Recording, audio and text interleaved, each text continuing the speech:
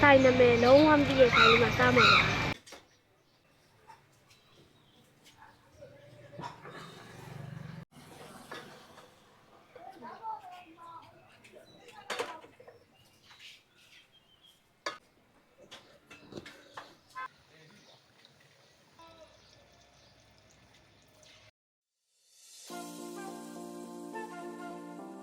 မင်္ဂလာပါပြည်ရှင်တွေကပြန်လဲကြိုဆိုပါရစေ။အရင်ပတ်တွေကလည်းကြောက်ပြည့်ရည်များပါပြီဆိုတော့တမီးလို့ဗီဒီယိုတင်တာဒီနေ့ကြာသွားပြီပေါ့နော်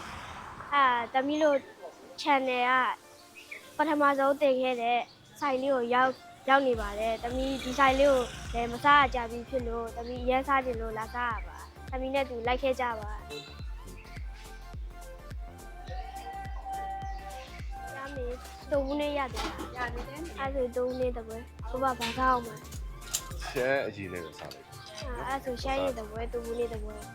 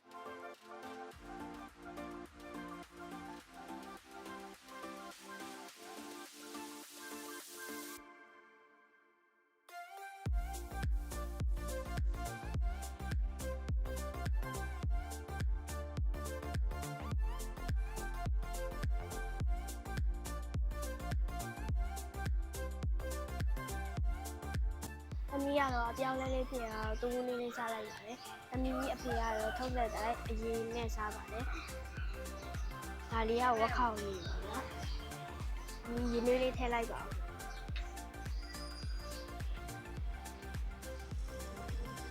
။ဝါရုပ်ဒီလေးထည့်လိုက်ပါဦး။ရုပ်ဒီလေးနဲ့မှတော့စားလို့ပါ။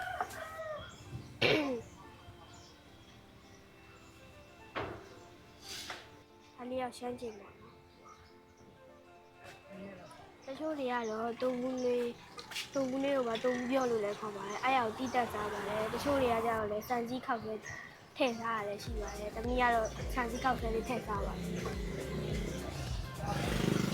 စားကြပါဦး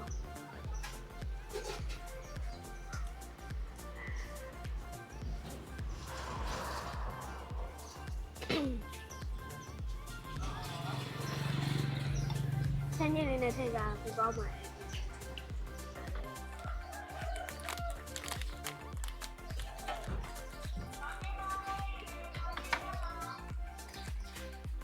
လည်းဝက်ခေါက်လေးပေါ့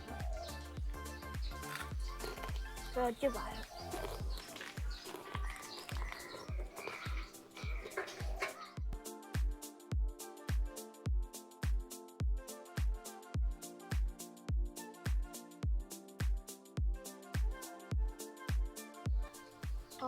းသမီးကဒါလေးပြချင်လို့ပါဒါကတော့ရှမ်းမုံကြီးချင်းပေါ့နော်ဒါကတော့ရှမ်းချင်းပေါ့နော်သမီးကဒါလေးကိုပူကြိုက်ပါတယ်တချို့တွေကဒါလေးကိုလည်းစားကြပါတယ်ဒါကတော့ရှမ်းမုံကြီးချင်းစစ်အမှန်တကယ်တူဘူးကြော်လေးမှာဖို့ပေါ့နော်ဒါပေမဲ့တူဘူးကြော်ကုံသွားတော့သမီးဒီနေ့တော့မစားလိုက်ရပါ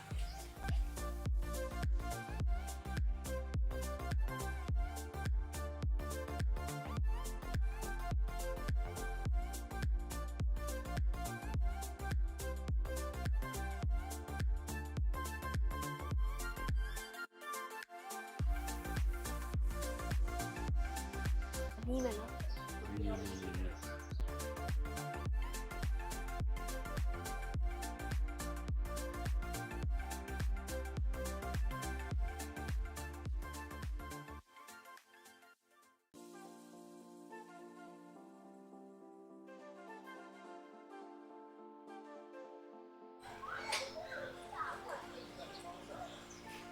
သမီးကအများနဲ့ဒီဆိုင်လာတဲ့ချမ်းရည်ကိုအများနဲ့မှစားပါတယ်ဒီနေ့မှ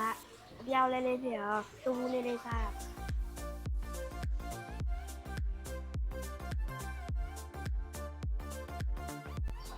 မြောက်ပိုင်းရှင်အရသာစစ်စစ်လို့နော်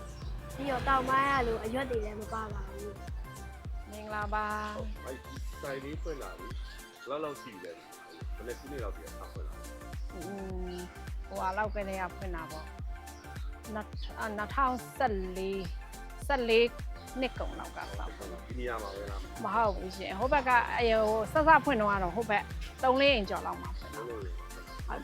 မာရတဲ့ခါတွေကရှမ်း ရှမ်းခောက်ဆွဲစန်စီမီရှေစီကျက်ဖက်ထုတ်ဖက်ထုတ်တော့မရဘူးစီကျက်ရတယ်မီရှေရတယ်ဟုတ်တုပ်ဘူးနွေးတုပ်ဘူးကျော် ဒီစီကလည်းရှမ်းကြီးရှိတယ် ဟုတ်ကဲ့ရှမ်းမီရှေရတာပါ ပြီးတော့အရေးနဲ့အတော့ အရေးအတုပ်ဟုတ်တယ်ရှမ်းလည်းအရေးတုပ်ပေါ့မနေ့ဆိုရင်6နိုင်ခွဲဆိုရင်ရပြီ ဆောက်လိုက်တော့နော်ပြည့်တော့ ပရက်ကတော့မရှိဘူးမိဂတီလန်